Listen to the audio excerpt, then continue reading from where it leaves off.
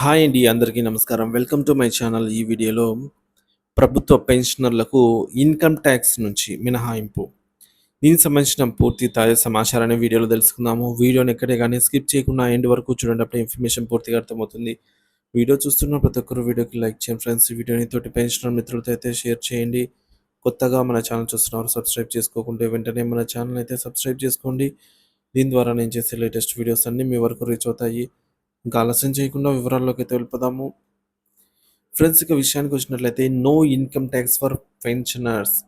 All retiree members please initiate a momentary retired pension after remaining rendering 30 to 36 years of service to the government or the department where he worked, and for all his services the department pay him salary, which is of course treated as income and is liable for income tax.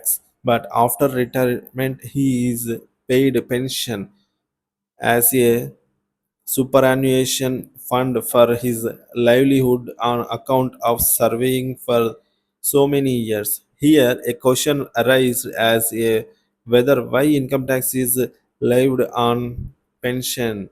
This is not an income for any services or work. This is only a deferred deferred wage by the department to the employee who have served the department for many years.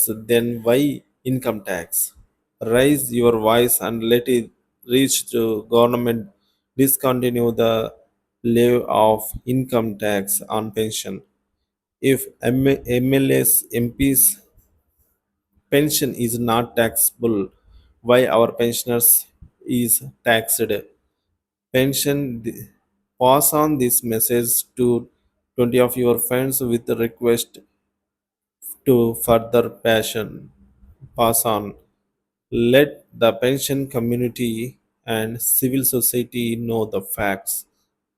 అంటూ retired IAS అధికారి RS Varma గారు, president of government pensioners welfare association Adilabad, ఈయనైతే ఈ విధంగా చెప్పింది. So దీని సారాంశం ఏమిటంటే, పెన్షన్దారులకు ఆదాయ పన్ను లేదు.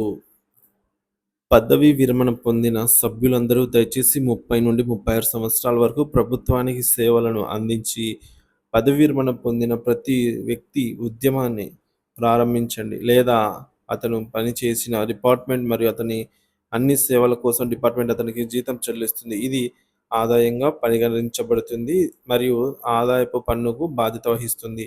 కానీ పదవీ విరమణ తర్వాత అతను చాలా సంవత్సరాలు సేవ చేసినందుకు అతనికి జీవనోపాధి కోసం ఒక సూపరాన్యుయేషన్ ఫండ్‌గా పెన్షన్ చెల్లిస్తారు.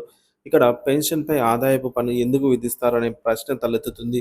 ఇది కేవలం ఏ సేవకు లేదా పనికి వచ్చే ఆదాయం కాదు. ఇది డిపార్ట్మెంట్‌లో సేవలను అందించిన ఉద్యోగికి డిపార్ట్మెంట్ ద్వారా వాయిదా వేయబడినటువంటి వేతనము మాత్రమే.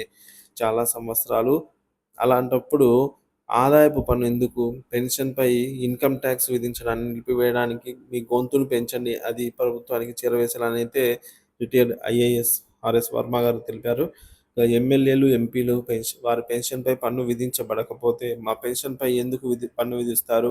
ఈ సందేశాన్ని అని చెప్పేసి కొనియాడారనమాట. సో మరి ఈ విధంగా అయితే ఆర్ఎస్ వర్మ రిటైర్డ్ ఐఏఎస్ అధికారి, ప్రభుత్వ పెన్షనర్ సంక్షేమ సంఘ అధ్యక్షులు ఆదిలాబాద్. సో ఈయనైతే ఈ విధంగా తెలియజేయడం జరిగింది. సో మొత్తానికి దీనిపై మీరేమంటారు అనేది కామెంట్ ద్వారా తెలియజేయండి.